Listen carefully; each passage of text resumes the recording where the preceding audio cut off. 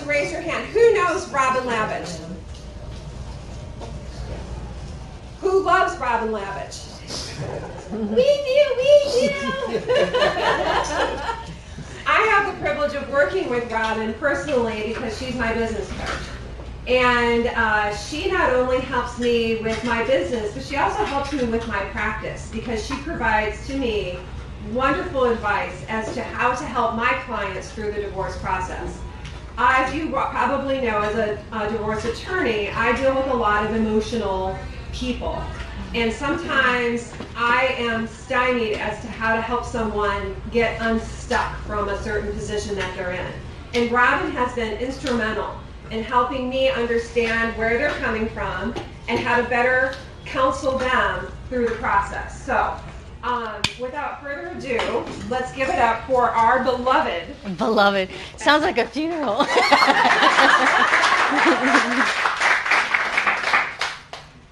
Good morning, everybody. Thank you for that, Susie.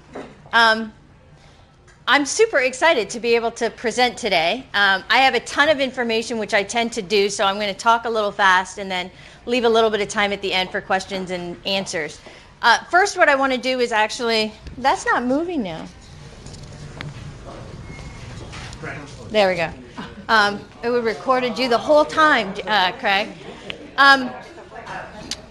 So 3 things I'm going to cover with you today. My personal experience with divorce is the first thing. The second thing is what's the difference between counseling and coaching.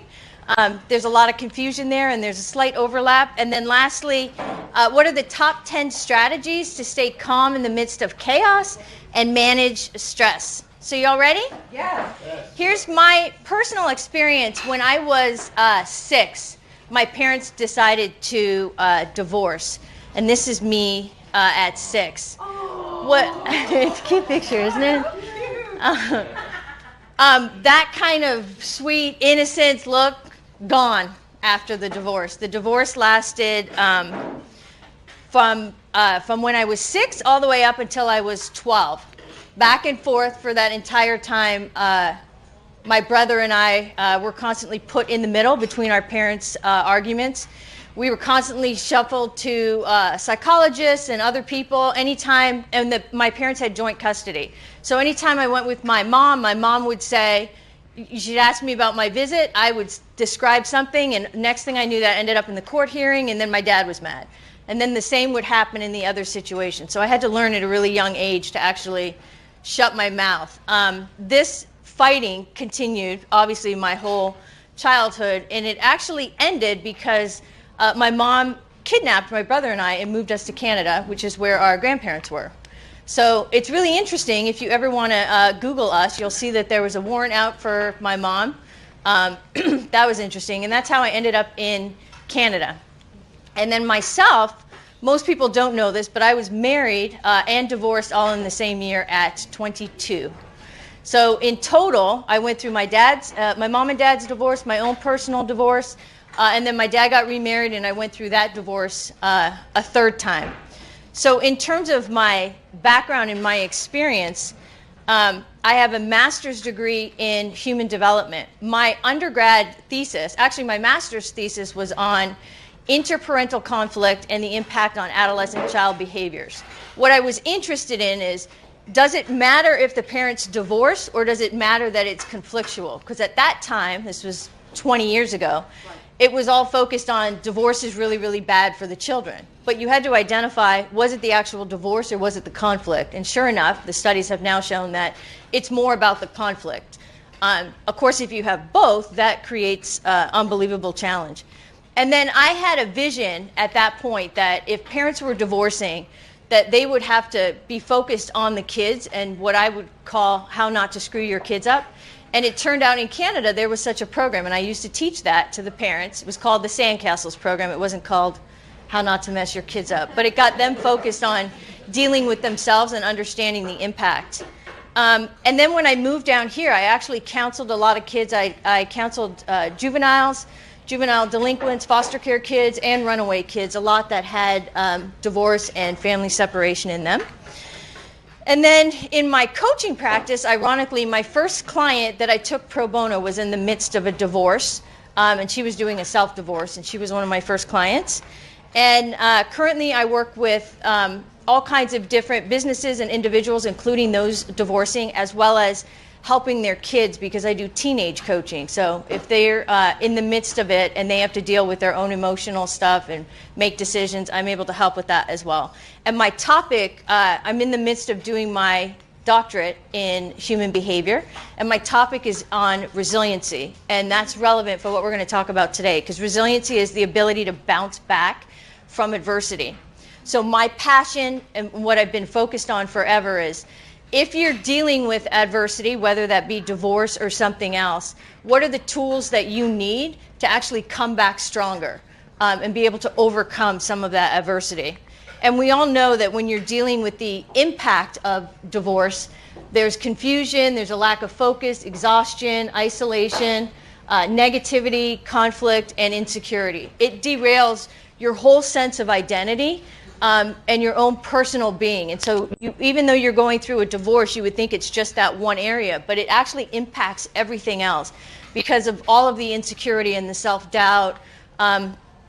And so the impact of divorce is actually really, really strong. If somebody is going through divorce and they're dealing with severe stress, you're dealing with depression, sadness, feelings of hopelessness, headaches, cold, flu-like symptoms, you're going to compromise your immune system. You're going to be fatigued all the time, difficulty sleeping. It'll start impacting your performance, substance use, abuse, and then even suicidal ideations. All of those symptoms there, fantastic for Lori. I don't touch it. So that goes to what's the difference between counseling and coaching. Counseling is focused on trauma and dysfunction, and then identifying a treatment plan to help that person overcome that. That's the basis of counseling or even psychotherapy. Coaching is very different because I'm not interested in actually healing any trauma. I'm focused on where are we moving in the future, what are the goals, and what's the accountability that we have. So just to kind of give you an analogy between the two, imagine if you had a broken leg. Now, most people don't realize this, but in the brain center, if you had a broken leg, it registers the same as grief.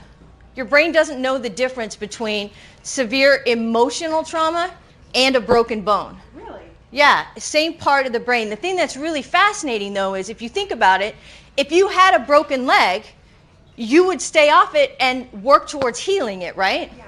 But we don't do that with emotional type stuff. We don't treat it the same way. It's like, oh, I should actually get over it. So when you're looking at counseling, imagine that you have a broken leg. The focus of the individual is on the pain. And oh my God, how am I going to tolerate the pain? There's a high level of raw emotions. You're immobile. It requires constant care. You need people to actually look after you if you can't walk. You have an inability to think and focus if you've ever experienced a high level of pain. It's not like you can work productively. And then mentally, you start thinking, why did this happen? You start blaming and complaining about your ex, about all these other situations. There's a lot of negative self-talk. And then there's like, why is this happening to me? Which is basically a victim mentality. Those are great cues that that person needs counseling. Because at that moment, if they don't get out of that mindset and that level of pain, they'll get stuck in it. And if you've ever talked to somebody who's going through, well, you think they're going through a divorce, and then you find out the divorce happened 15 years ago. And they're still stuck in this, right? They haven't moved on. So that's another distinction. Coaching, on the other hand, is where they're sick of being sick. So now you got a person who's laid up with a broken leg, and the broken leg has healed, and they're like, I want to go. I need to move forward. Like, I got to be able to do something. They're aware of their emotions. Coaching deals with emotions. They just don't deal with traumatic emotions. The person is ready for action. It requires a level of commitment. They have the ability to think and focus. And their focus is not on why did this happen to me or woe is me, but what do I need to do to make things happen? They have a sense of personal control. Their self-talk has shifted to more positive, and they're focused on I can do this, which is a sense of empowerment. It is possible, by the way, that you can, in parallel, work with somebody who's in counseling and in coaching, because the counseling is dealing with the severe emotional trauma and the healing, and the coaching is focused on the planning. How are you making decisions? How are you moving forward? How do you decide what's in the best interest? And if you're emotionally bogged down, you're going to have a very difficult time making very rational decisions. And so coaching can help with all of that.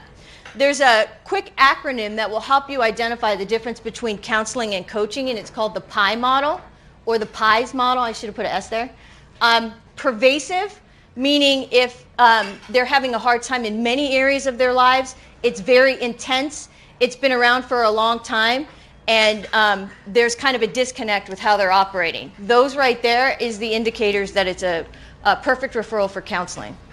And by the way, you guys don't have to know, should this be coaching or should this be counseling? You could talk to either one of us and we'll know if it's suitable or not. I'm not licensed to actually do counseling, even though that's my background, so it's important for me that I have a strong distinction and I make the referral so that I don't deal with that. In terms of the coaching, most people would think that the coaching comes in post-divorce, meaning they're starting to feel better, and they've done a little bit of healing, so now it's time to move on.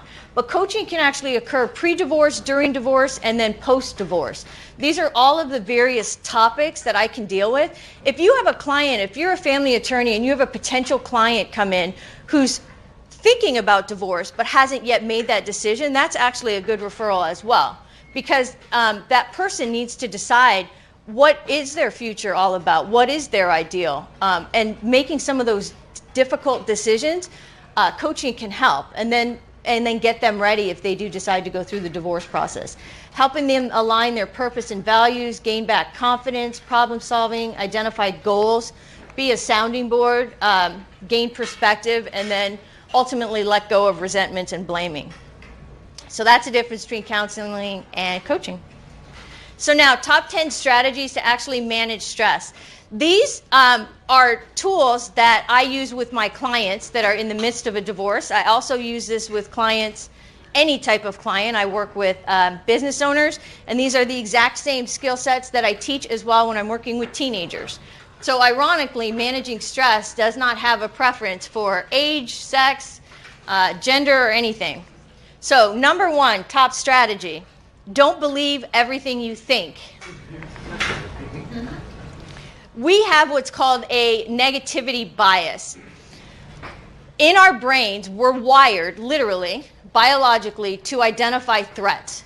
And we're wired that if we see a threat, we actually need to be able to protect ourselves. So in any situation, we're generally looking for the negative. And we're doing that because it actually protects our survival. But we don't realize that it's a bias, and so we don't end up looking at the whole perspective. We just end up looking at the negative component. And when we begin to realize that, we have a different perspective. There's another bias called the confirmation bias, which is really funny. So if you're mad at somebody, or you believe that somebody's out to get you, that could be real, it could be part of the negativity bias. But what we end up doing is we start looking for confirmatory evidence. What that means is we look for all of the examples that bolsters our belief. And then the weirdest part is when we find it. I was talking about this the other day with where's Waldo? You know when you go through that and you're looking for Waldo? Yeah. And then you find him and you're like, oh, I found him. That's actually a dopamine hit.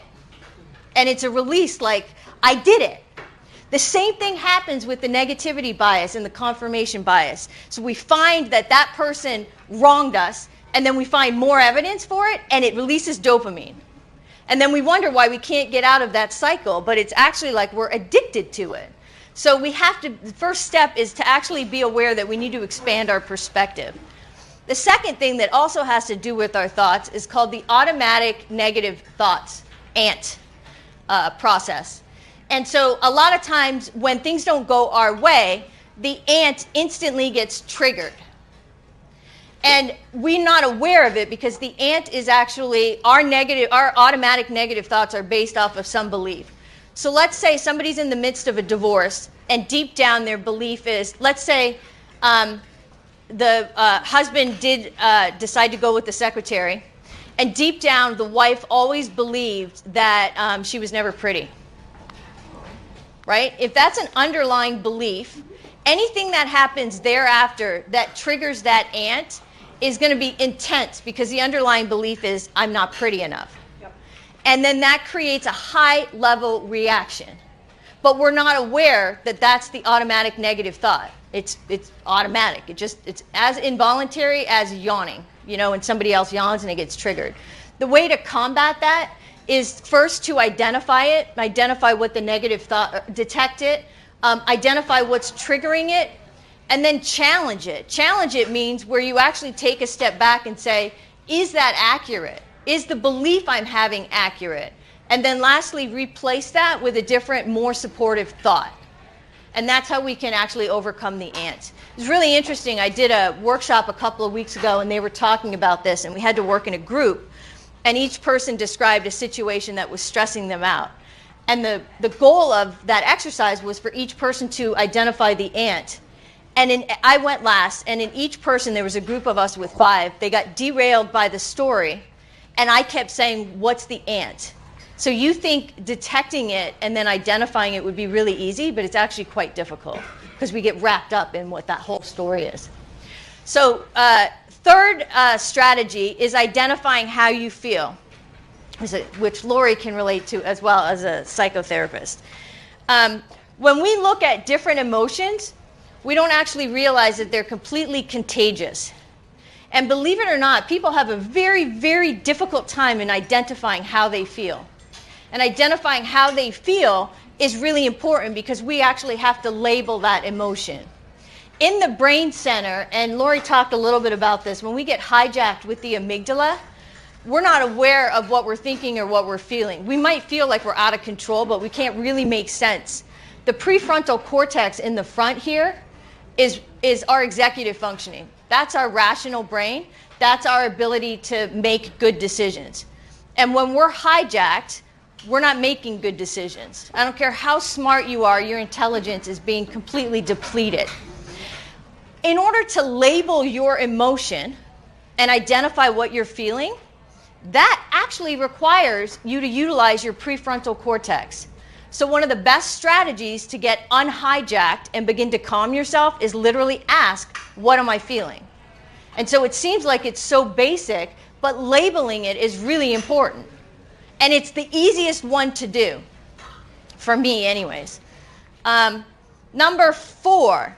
So when we're dealing with strong emotions, we basically have 4 choices that we can deal with. We can become overwhelmed and then completely lose control. We can accept the emotion and then not try to regain control. That's kind of like, there's nothing going to happen about it anyways. I'm sad, so it just is what it is. Substituting emotions with distractions and escapes. That's how come you end up with pornography and substance abuse and emotional eating. And then, that's mine. And then the last one is managing the emotion through the self-awareness of triggers. So the more aware we are of what we're feeling and then choosing how we want to manage our emotions is really important. One of the things I've realized recently is that some of these other strategies to cope, now they're strategies, they're not highly effective, but they're clearly strategies. Sometimes those are so comfortable for us that that's just what we end up doing. And we don't know differently. And we don't even know that we can be aware. Being aware actually takes far more work. Losing control sometimes is kind of fun. It's very empowering. Do you know what I mean? But to actually take a step back and say, how am I going to manage myself? A lot of work that not everybody is prepared to do. We all do it. That's how come we have road rage and people acting stupid. Number 5, I do a lot with mindfulness. I actually got certified in mindfulness-based stress reduction for teens. And as I was going through that training, I actually used it on all my other clients, and it was just as effective. It's actually easier working with kids sometimes, by the way. You wouldn't think so, but they absorb it. 3-minute breathing space. So our bodies, when we perceive a threat, our bodies go into fight or flight mode or freeze mode, which is what I end up doing. We get so worked up and our body is being energized to take some level of action.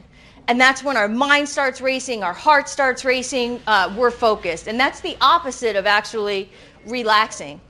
The easiest thing you can do in terms of breathing, and I'm not big into, I like guided meditation, but if you tell me, I got to set aside 20 minutes a day to actually sit in silence, and meditate, that's agonizing for me. Guided meditation I really like. But this is my go-to when I'm anxious and really stressed out.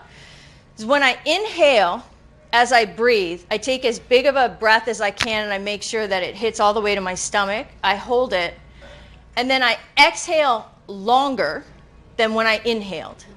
That tells the brain that you're going into relaxation mode. So on the one hand, you have fight or flight, and on the other hand, you have relax and digest.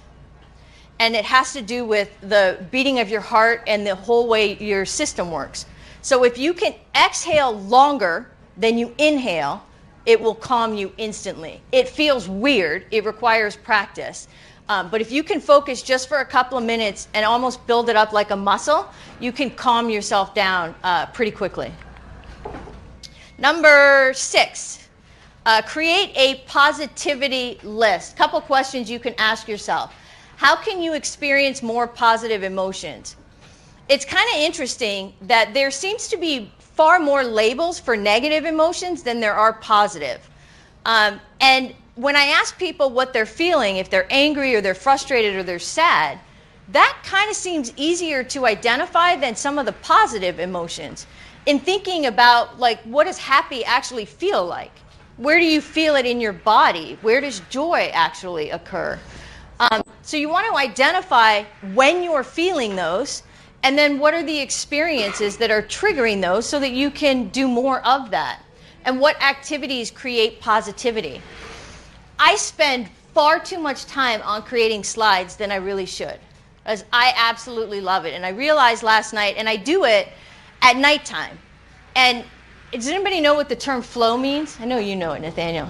Flow is like when you're really immersed and you're really engaged, and you're highly concentrated, and then time just escapes, and you just feel energized. But it's not because you're happy and upbeat, it's because you're totally in the zone. That's what athletes are gaining for. Well, when I do these things, I'm in the zone, which is actually related to health and happiness. So who would have thought that doing pictures, now pictures actually, happy pictures, because emotions are contagious, will actually have a positive impact on you if they're positive, and if they're negative, they'll have a negative impact on you. So frequency of positivity is more important than intensity. Because we have an inherent negativity bias, we actually need to work towards the 3-to-1 ratio goal. Do you know what that is? 3 positives to every 1 negative. Think about how mean you are to yourself in your head. If you just change that so that you had 3 positives instead of 1 negative self-talk, you'd be a much happier person. Now, it sounds a lot easy. It's simple, but it's hard to actually execute. Another strategy, number 7, is to be in the now. Has anybody heard of what's called a body scan? Yes. It's another mindfulness strategy. But if I ask you to just consider where you're sitting right now, your feet, how your feet feel against touching the ground, and you move up, and your hips, your back, what your hands are doing, what your head is doing, in that moment, you're checking in with your body, and it brings you instantly into the present moment. So it's not possible to do a body scan while you're worried about the future or frustrated about the past. So this is and that's basically what it is, that when we're anxious, it's because we're thinking about something in the future. And when we're angry, it's because we're thinking about something in the past. And this is a strategy to bring you into the present. Ask more questions. That's kind of cool that this actually works, because that's what we're trained to do as a coach. But imagine this. In the morning, you wake up and you hit the snooze button. And in that moment where you're kind of slightly awake, slightly still asleep, you start running through your head all the things that you have to get done throughout a day. The volume of statements that we say to ourselves, right? I got to do this, I got to do that, oh, I got to get to this, I don't want to do that. We're constantly having this dialogue. But what if we started asking ourselves questions when we first woke up? For instance, what would make today a great day? The minute you ask yourself a question, your brain goes to work to solve it. So instead of saying I have to do this or I have to do that, if I say what would allow me to be productive, I'll come up with solutions all day. And believe it or not, that will energize me more. So we have to be aware of where we just have this running dialogue of statements, a lot of them negative. Well, what are we asking ourselves? Now, the flip side of this, we've all heard of like affirmations, right? Yeah. Like Stuart Smiley. Yeah. And doggone it, people like me. There's some truth to that, although if you say an affirmation and you don't really believe it, it's going to make you more depressed. So all this talk of you got to be positive is actually creating a boomerang effect and making people worse off.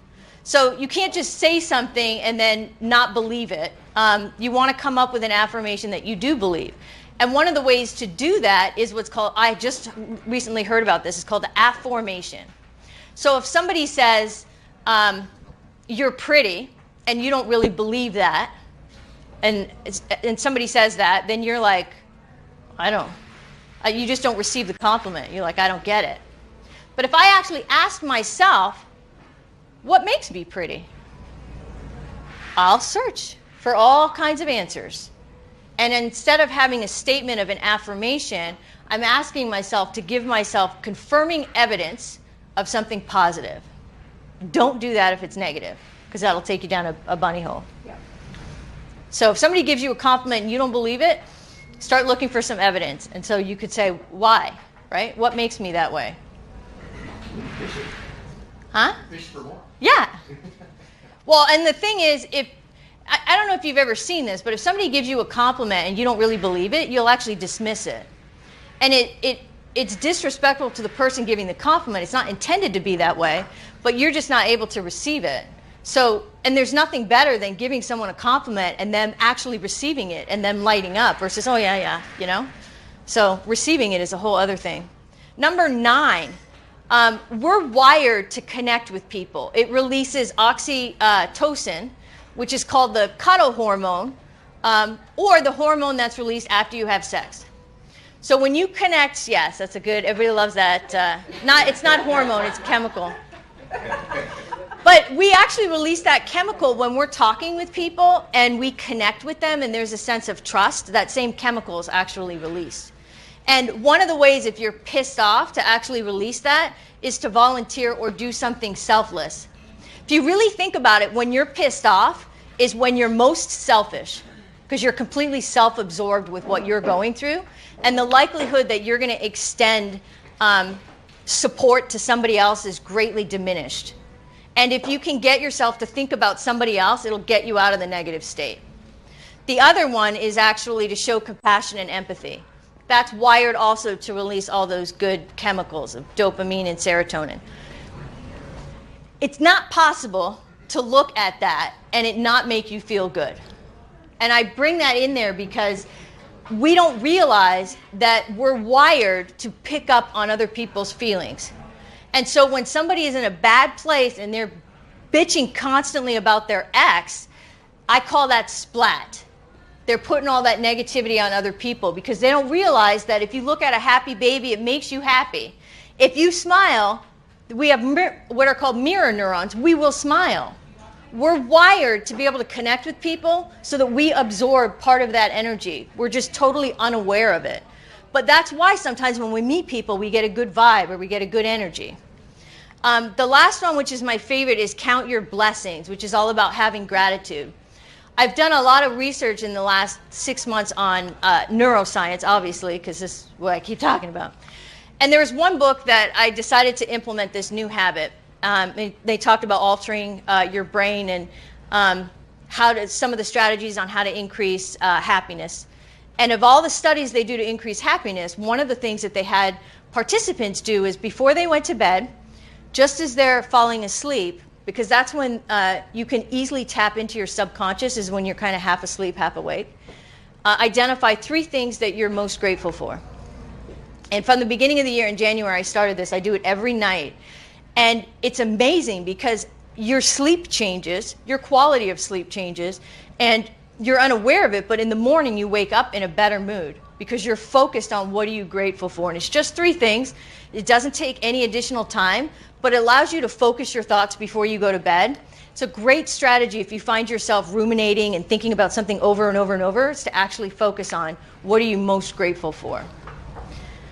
And then to summarize all of it, if you don't want to remember all of the 10 different strategies, you can utilize what's called RAIN. RAIN is the acronym for number 1, do a reality check. If you find yourself triggered and stressed out, step away and reflect on how you're feeling. Always that's going to be the first step. Number 2, pay attention to what's going on physically and emotionally. That allows you to move it from one center of the brain to the executive functioning of the brain. Inquire. Be curious about your thoughts, feelings, and emotions.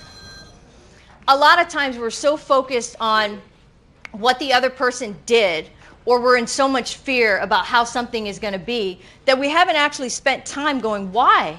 Right? Like, what can I learn from this? That's a whole different component of the brain when you have to start thinking about how do I get over this, or how do I improve from this? And then next is identify what your next steps are to move forward. If you're caught in a cycle where you're really frustrated and you're just ruminating and ruminating and you're going on and on and on, you're not focused on how do I solve it, how do I move forward. And that's the most critical stage, because that's the stage that gives you the action plan that allows you to feel empowered. If you're aware of what you're feeling and then you justify why you're feeling like that, you're going to get stuck in it.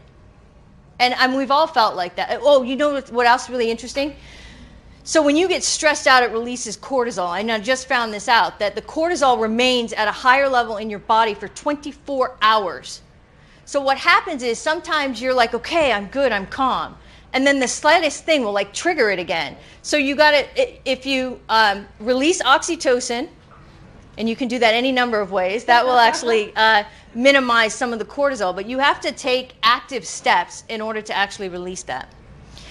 For those of you who, if you're in a position where you would recommend me to one of your clients, either for a divorcing couple or their teens, this is a video on why I work with teens. It tells a lot more about my own personal story. Inevitably, it's on my website. Inevitably, when somebody watches this video, and kids, you know, I say kids like teens or early 20s, they're like, what the heck does she know? They just view me as like another parent. But when they realize I actually had a really, really screwed up childhood, it's hook, line, and sinker. They're like, okay, I'll meet with her. So that's the easiest way to actually recommend me, is to have somebody watch that video. So that's it. Wonderful.